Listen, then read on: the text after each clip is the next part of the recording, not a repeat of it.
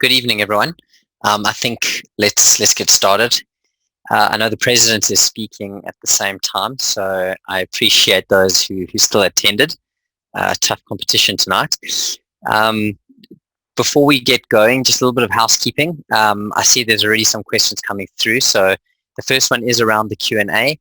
As we go through it, please post any questions there, and we'll either address them during the demo, or we'll come back to them at the end. The session is recorded for your convenience, so we will have a copy available for you after tonight. And if there's any questions, an email will go out. Well, you can email us on the address. We will also send out a short survey at the end, just as a follow-up.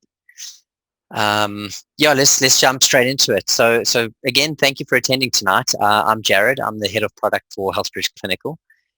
I've been at Healthbridge for roughly 15 years over 2 stints. I was part of the original team that did the doctor app that you guys all use. I left Healthbridge and I came back as part of the project for this new Healthbridge Clinical, which we're going to talk to tonight. I'm joined by Jiten. Jiten is the product manager in the clinical space. He looks after both the doctor app and our new Healthbridge Clinical. He will be assisting me with questions that come through. So Jiten, if I'm going too fast or if I get anything, please just chime in and keep me honest. Okay, so let's jump straight into it. I think, before I jump into the product and start doing the demo, it's important to know why we've done the new Healthbridge Clinical. We get a lot of questions around Doctor App saying, it's simple, it's quick, and the intention originally was for a quick, easy way to build a lightweight clinical application. And over time, we got more and more requests to enhance it, especially on the clinical side. And there's definitely a growing trend to move fully digital. Practices want to go paperless. While doctors love the simplicity of Doctor App, it is too light on the clinical side. So the idea was, instead of trying to take an existing product and shove in new features, we went back to the drawing board, blank piece of paper, and worked with doctors to come up with this new Healthbridge Clinical. Now we're more techies, we're not clinicians, we're not doctors, and that's why we engaged with a group of doctors. We refer to them as design doctors, and they really were, the brains behind how the product should flow. What are the clinical questions? How does things correctly sit together from a clinical perspective? What is it like in the day of the doctor? How do you manage incoming requests from patients and still deal with patients, those type of things. So really the principles here were work with doctors, but at the same time retain the simplicity of the existing product, make sure that it is quick and easy to use. The last thing we want is a product that has more features, but it's cumbersome and hard to get to grips with. At the same time, we definitely recognize we have to improve on the clinical elements. And that's why we brought out the new exciting Healthbridge Clinical. There will be, as I mentioned, just fire away with the questions, and then we'll answer them as we go. The important thing is this is a big investment from Healthbridge. We're focusing hard on this, and you'll see a lot tonight. It's not a training session; it's more a demo, just to give you a sense of what we have been working on, what it entails. When you move over to the new system, your business consultant will help you make sure that you set it up correctly, that you're able to use it. The transition is really simple. We don't have to do any migration of data. It's really a 2-day turnaround time where you give us the thumbs up to start using it, and within 2 days we make sure that your login is available. You can work through the system, and you'll have your business consultant to assist you. Okay, so on with the show. I'm going to jump straight into it. The one thing I just want to call up at the same time, I just realized, is the existing system, just as reference. Okay, so first things first, you're all familiar with the current system. It works for you. I'm going to almost do a comparison of old and new side by side, so you can get a sense of how things work. This is a demo system with dummy data, so if you see some weird clinical metrics, that explains why. Okay, so the landing page on what you currently use looks like this. You have your waiting room, you have your patient search. We've really focused hard with doctors, our design doctors, to find out, what is relevant, what is important as a practicing doctor when you want to open the system. What do you want to see first? And the one thing that came across very strongly was to be able to view the calendar, was to see my day, to see when my patients are here. So I've checked in a whole bunch of patients in the calendar for this evening, to still have my waiting room, to have a sense of what's in progress, how long people have been waiting. So we've retained that, which is really important, but at the same time, you can still open multiple patient files. The one thing you'll note from the current system is that, once you're in a patient, that's it, you're in that patient and you're in that patient context. And it's really important that you can juggle between patient files. If a patient phones in, you can search and open. You can switch back to your calendar at any point. While you're in a consultation or while you have a patient file open, you can still click on the side here and see your waiting room and see how it's growing, and see that Lawrence Jones was arrived 13 minutes ago. So it's just, again, a step up from what was previously there. Like the original doctor app, you can click on a patient and it'll open the patient file, and here you'll immediately see some massive differences. So I'm going to spend a little bit of time on the orientation. It's the patient. Let me zoom in a bit. I realize I've got a really big screen. The patient file is divided into two sections. One is the file itself, which we'll go through some of the bells and whistles, and then the consultation flow underneath, which we'll go to. Immediately you'll see it's more clinically rich. So if I go to frank mode, for example, there's some talking points that have been entered. So he's divorced, he likes cooking, his favorite fruit is banana. As you can see, there's a lot of rubbish data in here, and I can say enjoys spinning. So this is just a quick way to get to, to add some information about your patient, reference it when the patient arrives, and be able to see it. We have the family members, we have surgical, hospitalization history, lifestyle information, and any current conditions and medication. So we can see that Frank is an asthmatic, he's on Ventolin, he's had his appendix removed, and there's no lifestyle information currently. If you want to capture this type of information, the approach is very much click-driven, so you can easily open a file and say he's a smoker, he's a social drinker, he bants, and we will say he is fairly stressed. And when we go back to the timeline, and next time you open that file, that information is there and relevant. So it's very easy, while conversing with the patient, to click on any of these and add some information. Another example is allergies. So I'll click on allergies, and you can say penicillin, severe, and we'll choose, let's choose dairy as an example. And you'll notice immediately on the right-hand side that it's updated the allergies. So they have a severe penicillin allergy. So immediately off the bat, you'll see the clinical richness. It's just a lot richer, and a lot of work has gone in with the design doctors that said, when I open a patient file, I want to see what conditions they have. I want to see if they have any allergies. I want to see if there's any discontinued medicines. If there is a historical note, I want to see all that information there. In the current system, you'll be familiar with the timeline here. Again, it's been enhanced. You can see all your clinical notes. You can filter it. Something really important that the design doctor spoke to us is just to be able to add a quick note. So a patient called, path tests, all normal, follow up in 6 days as an example, and you'll be able to add that to the record. So immediately there's little nuances that we've worked on to make this just a lot more friendly and easy to use, but at the same time, clinically rich. While we're on the patient file, you'll notice down the right-hand side here, we have it almost looks like duplicate information. We can see that the patient has asthma, what their medication is.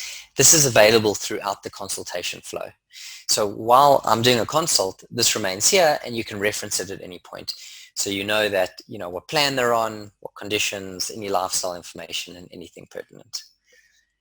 The other big differences in terms of the clinical information, if I open a second, let's go with Florence Jones. If I open Florence's file, you'll see that because it's a lady, we have a gynae section. If you open a pediatric or a baby, you'll see growth charts. So it's really dynamic and has that relevant information that you need for your patient. Are we okay with questions so far? Yeah, okay, perfect. In terms of the file, the other thing that's new and over and above what you would get in Doctor App is the general screening section. So if I click here, I can see when screenings were done, whether it be total cholesterol, LDL, whatever it might be. You can add your own ones. We have some common ones that you can quickly add to the file. Let's say we want to check for C-reactive protein and vitamin D. You can add that to the list, and you can put in that we did a vitamin D test, let's say this year in June, and the result was normal. And we're going to test it again in, let's say, 2022. And we'll tag it as green because everything looked good. And there it is now. We can see that the next one is in January 2022. We can hover over this and open it. I see a question about clinical notes. You can print clinical notes. There's a print option to generate it as a PDF. So when you go to the overview, you'll see the print button there and you can print it. We also have the summary of any files that were scanned available. So what we found works really well with going digital, if you're not yet already paperless, is to have a sticker system. You put a sticker on the file that indicates, if it's a green sticker, it might just be the front page. If it's a red sticker, it means scan everything in. And then next, and your admin person can do that. And when you open this, you'll be able to see the summary of the file and open it up and view it. So all these little things that are, as what I mentioned earlier on, kind of the nuances that are important for what you need. You'll also notice, if I go to the top here, we have quick repeat script, quick sick note, a frequent request on Doctor Apps, how to quickly do a sick note or repeat script. So we've built that in. For COVID, we've added a COVID tracker. So as I mentioned, this is the investment. Really, everything new we do is here. So an example of the COVID tracker is if the doctor's coming back to us and saying, we need a quick way to kind of filter our patients who we've done testing for. So we built a COVID tracker here. You can open it up. You can see which patients are positive, who have recovered, what their risk level is. You can SMS them. You can add a note. And at any point, you can edit this.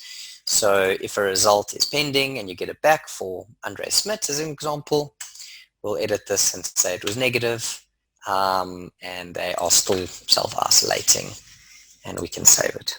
So just a convenient way. And the idea behind the COVID tracker is for it to actually morph into a chronic conditions tracker or high-risk patient tracker, where you can filter, show me my diabetics or my hypertensive. This is just the start, and a good starting point, obviously would be COVID at this point. You'll already notice a big change. I'm able to open multiple files at the same time, which I mentioned. I'm going to now, while at the same time, quickly viewing my waiting room and staying within the context of this patient. Okay, great. I'm going to now jump into the consultation flow. I can either click Start Consult at the top here, or I can click on the side here, and immediately I see the reasons for visits. Now, what we've done is we've allowed different configurations of the system. So I'm going to show you the one configuration, which is for doctors who enjoy the template approach and clicking rather than typing. So it almost follows the SOAP kind of layout. It starts off with reason for visit, which then prompts what symptoms and examination questions are asked. You do an ICD-10 code for diagnosis, choose your medicines, and complete the encounter. I will choose, let's go with COVID. It's topical. So if I select COVID as a reason for visit, I'm presented with the symptoms that are quick and easy to capture and click through. So I can say fever, yes, cough, no. I can add a note, coughing in the morning, shortness of breath, no. And it's a very easy click, click, click type of approach. And again, you'll see it's COVID questions because I selected the COVID template. If I select hypertension follow-up or pregnancy or diabetes, this the symptoms and examinations change. The one question we frequently get is, what if I want my own template or change of template? What we're doing now is any suggestions to change the template, we run past our design doctors. They will then say, oh, good idea or bad idea. We just get consensus, so it covers the 80% of all what you'd expect. For things like hypertension, it's pretty standard, but for instance, fever or fatigue, it can get quite broad, and we don't want a whole list of questions. We want to keep it punchy and succinct. There is still the ability to type a note here. So a patient complains of, let's just say, COVID symptoms. Now, as I'm clicking these things and typing notes, I realize I am going pretty quickly, but it's generating the clinical content, so you don't have to write it out. So when I click on this, it'll say body pains, yes, headache, no, and be part of that clinical record. If I jump through to the examination section, I've got a note from my nurse. So if you have a nurse, we've catered for the nurse workflow where the nurse can open the file first. They can capture any clinical metrics. You can also view the note for today if a note was posted. So it's really convenient. If I go, let's go to Florence Jones as an example, and I go to the vitals and metrics. The nurse can come in here, complete either the basic metrics or some of the advanced stuff. They can do urine dipstick, pregnancy, whatever it might be. And then as the doctor, when you're doing the consultation and you get to the examination section, you'll be able to see all those notes that the nurse did. In terms of making it quick and easy to capture metrics, you still have your previous one, but if something hasn't changed, such as their height, you can just click on the past one and it populates there. So we do the height and weight, and we can say they've put on a bit of weight, and it calculates the BMI for us. We've got, as I showed you, that the nurse would capture the dipstick, glucose, cholesterol and heart function, and we constantly amending and adding to these. This release in particular that we just did last week has the drop down, so it's quick and easy to choose the correct dipstick values as opposed to having to type them out. Okay, we got to get to the examination section. Very much the same philosophy. You can say whether something is normal or abnormal, type in notes. Certain questions will prompt you for further answers. Everything is optional. You don't have to click this, but if I say equal entry no, it'll then ask you generalized or localized. If I say localized, it'll then go more specific, and I can click and add to this. And as I'm doing this, as I mentioned, we can see here, if I click on the summary, it's populating everything that we've clicked and building up that rich clinical metric, rich clinical notes. This just as a reminder, this is the one configuration of it. I'll show you the second one towards the end. We have templates, just like in what you use in the doctor app, but what's really nice here is you can create a template on the fly. So if you do a consultation that you find you're doing over and over, let's say a certain condition, might be upper respiratory tract or whatever it is, bladder infection, when you get to the end, you can save it as a template. So that'll save not only what you've diagnosed and the procedure code and ICD-10 code, but it can also do the script that goes along with it, which I'll which I'll show you. So if I click on one of these, the eye, it'll tell me exactly what's in that template. Got Astavent and Pulmicort as an example for the asthma one, and one click then adds all of that content to it. Under the diagnosis, we have the existing condition of the patient. So this patient is asthmatic.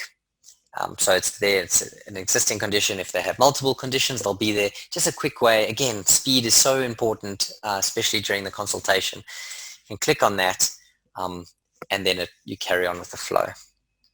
Medicines, we've got groups of common medicines, so analgesics, anti-inflammatory, antibiotics, and this is where the machine learning kicks in, and it'll learn what your preferences are for medicines and suggest the correct thing. So it learns as you use it, and the same with the dosages. So if I choose Augmentin, actually let's choose let's do Zithromax as an example.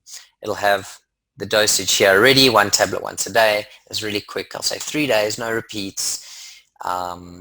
I will say stats, I'll say AM, and I will, whatever it might be, if necessary, which is a silly example for this, allow generics, no repeats. And if there's additional instructions, I can say, please take after food. So really easy to add the medicine, and it has those suggestions. If I choose a syrup, you'll see that immediately it's telling me for dosage, 5 mils 1 time a day, or 5 mils twice a day, 10 mils once a day. And again, click, click, click, and add it to the prescription. You'll see what we've added here. So I've done Zithromax twice, tablets in suspension. Let's remove one. The one request we've had continuously is to allow for a letterhead, so you can have your logo on the top here, and the digital signature at the bottom here. And from here you can email it. You can email it to addresses you have saved in your address book, whether it be a pharmacy that you predominantly work with, or emailing it to the patient, or you can print it straight from here. In terms of selecting medicine, this is a discovery patient. I will choose an inhalant, and you can actually filter to either generics or part of the formulary. So I want to see only inhalants that are part of the discovery formulary, and it tells me there, okay, I can give Astavent or Symbicort as part of that formulary for that patient, because they're on discovery. If I want to see generics specifically, I can filter to the generics. If they are registered for a medicine that we've set, we can filter to it.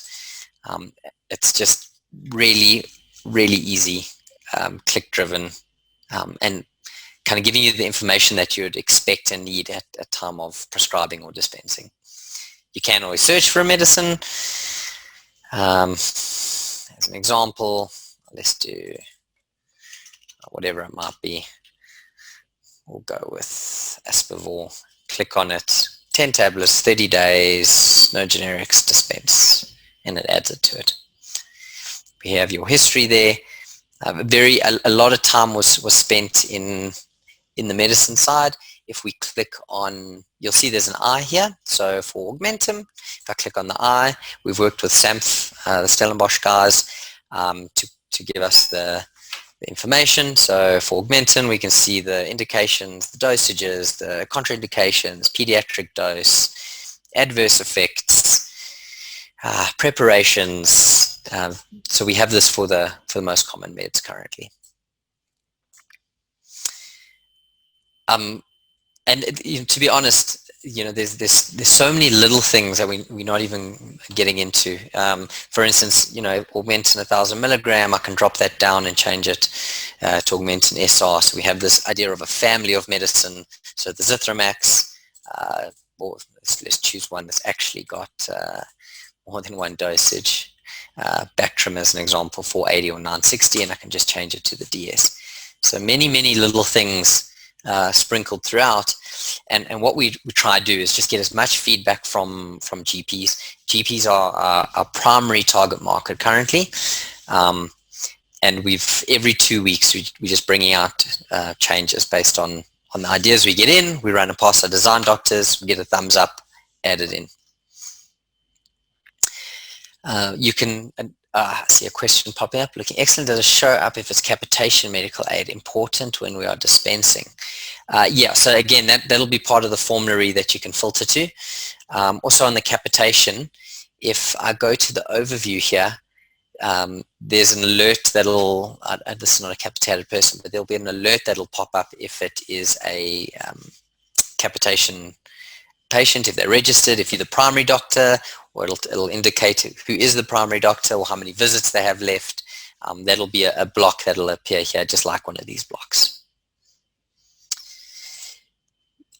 In terms of medicines, I think that covers most of it. You can also split scripts. So if I choose, let's go with something from mental wellness as an example. We'll do Urbanol, 1 tablet twice a day, 2 repeats. So we'll dispense that. I can always split these scripts. I shouldn't have done dispensing, sorry. Let's just go prescribing. So we go Zithromax and Zanor. If you want Zanor on a separate script, you can split it out and it's on a separate script. If this patient, so actually Zanor is a great example. So we can now pin this to the patient record. So I'll click this little pin button and say the Zanor is for other medication. And next time I open the file, you'll see here other medication is Zanor. So instead of having to go to multiple places to capture what their conditions are or the medicines are, you can do it in flow. If there's the same with the ICD-10 code. So if we say this patient's got, let's say, hypertensive heart disease, and we can pin this to their file. And again, you'll see it down the right-hand side here. They got asthma and heart failure, effectively. Cool, Jiten, I think that covers the medicine stuff. I don't think I left anything off. We'll go down to plan here. The plan section has the same functionality you had before with some nice enhancements. Again, you can choose the date. You can choose whether to include an IC10 code. You can edit the text and wording. You've got your letterhead. You've got your signature. The one big enhancement on the referral letter is the content of it. It'll have now all the notes that we've captured in this consultation that we've clicked to put together. It'll have your previous visit. It'll have your allergies. If you print a prescription and you have an allergy, it'll also notify the pharmacist. So if you happen to miss, prescribe something that goes against the allergy, at least it'll be on the script. We've just tried to think of all these little things. Print everything in one go now. If I shoot down to the bottom, we've got, it's a bit of a weird cocktail, Aspavor and Urbanol, but should this be something that you frequently see, we can save this as a template, and I'm just going to call it a demo template now, and it's got everything that we did, the medicine that we prescribed and the medicine we dispensed. It's got the ICD-10 codes. If there's something you want to amend, you can quickly amend it, and you can save this, and it saves it as a template. So next time you go in, you can select that template under diagnosis, and it's just a quick and easy way to load the stuff. All about time saving. We've also got telehealth. I think one of these patients is a telehealth visit. So Lawrence Jones, you can see instead of start consult, it has telehealth consult. When I click on this, it'll launch a little window. The way this works is the patient will get an SMS reminding them to join.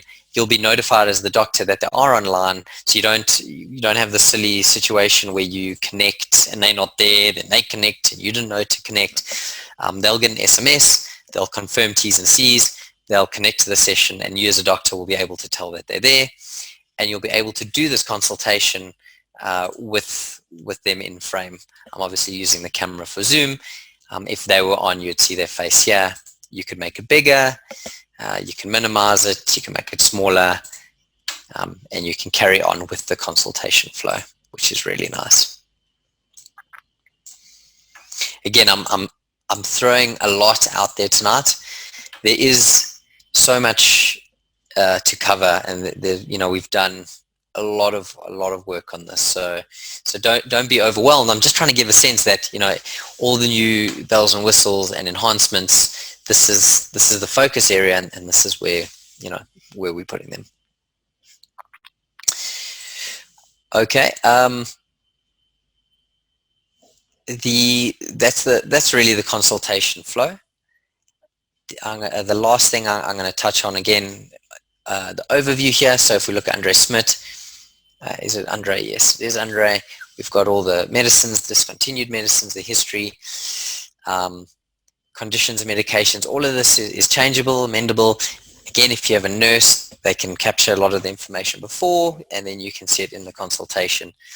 We have the pathology integration that you're familiar with. What's nice is any new results that come in during the day, you'll see listed here, so you can carry on working. If you want to quickly see if a result has arrived, even though you're in a consultation, you can click here, see it hasn't arrived, and continue on your consultation. Okay, in terms of configurability, I'm going to change it a little bit just to give you an idea of how it is flexible and why it is so important that we have a business consultant work with you to bring you up and running onto the system. If I go to Florence Jones here and I do a consult, you'll see I've turned off the reason for visit. Now there's only a few little things that you can do. You can do the examination and capture the notes here, complete the diagnosis, do the bill, and hit save.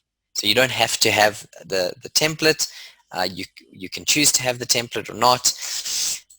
If I'm just going to open another patient here, we've also got a consultation note down the right hand side here.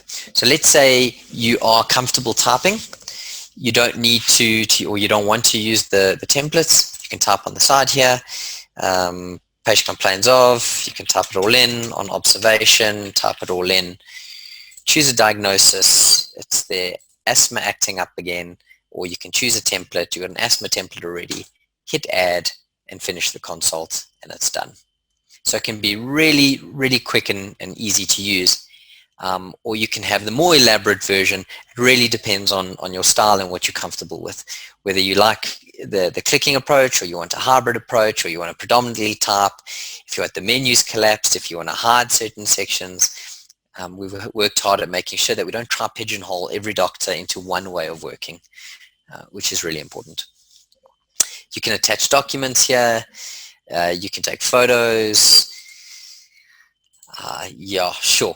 Sorry, I've done a lot of talking. I just want to look at my notes. I think I've pretty much covered most of the stuff. There's a few things we're bringing out in the near future. Vitality assessments. So to have the form here, so you can complete it here as well. We're looking at stylus support. So we've got a project on the go to help with the stylus on the tablet, especially for the iPad guys. Yeah, it's very exciting. So we have a big team focused working on this product. Cool. So that's me talking for 37 minutes. I'm going to take a break to see if there are any further questions, or if anyone wants to post any questions now. And any stock control. Unfortunately not. We're not doing stock control yet. That is something on the roadmap of our sister team, MyMPS. They're going to be looking at doing the stock control. It'll read from this as you dispense meds. It'll deduct it from it, but it's not yet available. How will it work in a trauma unit where there's a handover patients and someone else has to complete the consultation? Cool. Very, very good question. You can save you can start a consultation and save it for later. So it can then be opened, the file can be opened up. A very big change to this is you can now see multiple doctors' calendars and multiple doctors' waiting rooms. So you can see the patients waiting for the different doctors, so you get a sense of where the patient is. We haven't focused on trauma workflow specifically, but we have focused on the ability for someone to do some upfront notes. They can come in here to the vitals and metrics screen, capture some notes. They'll appear on the timeline. The person who opens the file next can see what notes were done and anything that was scanned or typed, and then do a consultation.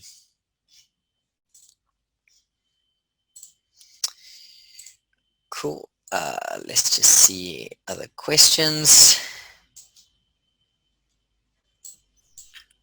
Hi, Jared. Do you want to maybe chat about the pathology as well? Mention anything about pathology? Yeah, sure. So as I mentioned, it is down the right-hand side here, so you can see the results that come in for the day. But at the same time, you can open your full pathology center. You can see all the unread ones for the week, or all your unread ones. Open it up, view it. We integrated with PathCare, Lancet, and Ampath, and we're busy working with Formark as well to enable that. You're able to follow up. You can email the reports, download them, print them. You can go to the patient timeline if you need more information about the patient. You can see their number if you want to phone them. Yeah, so that covers that. Cool. Let me just have a look here quickly. Okay, in terms of support and hand-holding, as I mentioned, your business consultant will take you through this, because you're familiar with what is possible, especially from Doctor App. But it's really about setting it up correctly for your practice, seeing what flavor you want of the system, what you can turn on and off, which can work really nicely for you. Also, how do you want to go about going paperless if you do? What are the different processes that we've seen work and not work? There's a question around timing and turning this off. So we are moving all sites over to Healthbridge Clinical. If you upgrade by the end of September, you also qualify for a special offer. You'll continue paying your current contribution. But if you're part of the webinar and upgrade by the end of September, we'll also add an extra month free as part of a special offer. So you'll end up getting 4 months free on the clinical solution, or at least at the original Doctor App price, rather. Okay, other questions? You can use it on a tablet. There's also a mobile. If you open on the mobile, you can view your patient files. You can send a script from your phone to patients. You can check your pathology results. And if you've got a big screen, you can enable the full site on it. But we've also got a slick mobile view that's possible from your phone. Okay, I don't see any more. Oh, what are the backup arrangements for? Oh, great, fantastic question.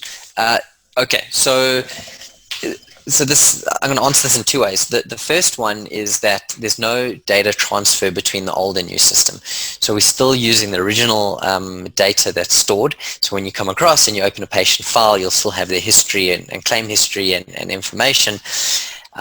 In terms of data and security, we use Azure as our cloud service provider, and we are extremely stringent in terms of security and access to it.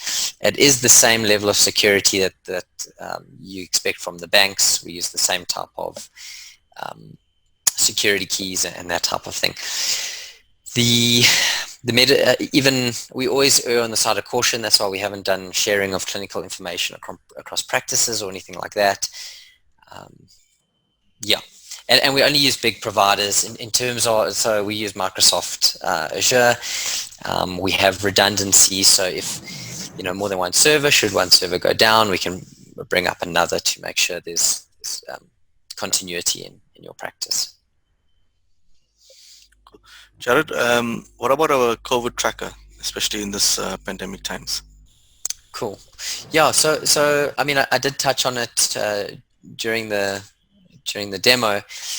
There's a few places where you can add a patient to the COVID tracker. So when you get to the plan section, you can say they're to be tested for COVID, or when you actually open their file, you can click here and say, Florence Jones, they phoned in, and right now they've gone for a test. It's pending. You can mark them as high risk, and you can add a note: contact again in 2 days. I'm going to add it to, so who's this patient? Florence Jones. When I go to the tracker here, we'll be able to find Florence Jones. There she is. She's got asthma. Contact her in 2 days. If we want to SMS her, we can say, hi Florence. Oopsie daisy.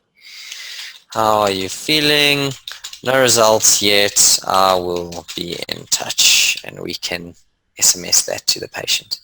And if it is after working hours, you can, we generally send SMS between 8 and 5, but if it's, it's critical or important, you can say send now, and this will then go through to Florence Jones. And again, filter it. I want to only see show me filter by the result or the status or the risk level, only show me my low risk or my high risk.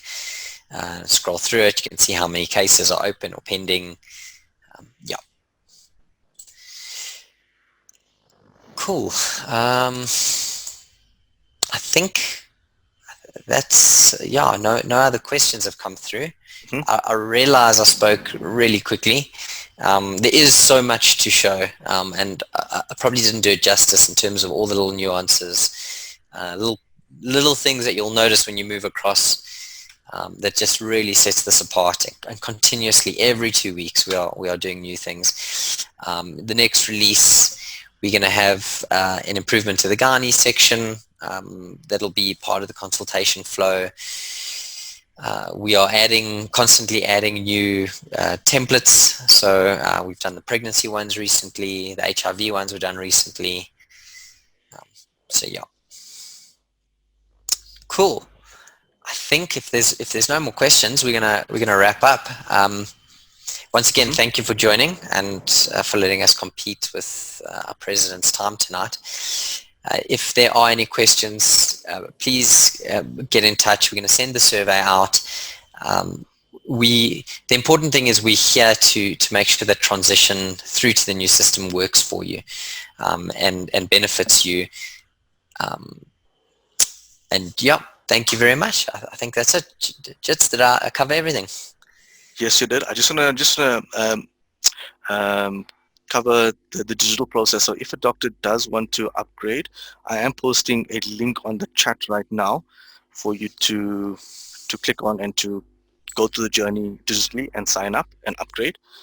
Alternatively, your BC would be contacting you tomorrow as well. We'll send out, as Jared mentioned, a survey which will also have an upgrade link and more information to the new clinical system. So you can use the different links to actually digitally sign up. And the sign up process is very simple. It's very quick. It can literally take you a few minutes to sign up and upgrade. Cool. Great. Thanks, everyone. Have a good evening, and looking forward to hearing from you.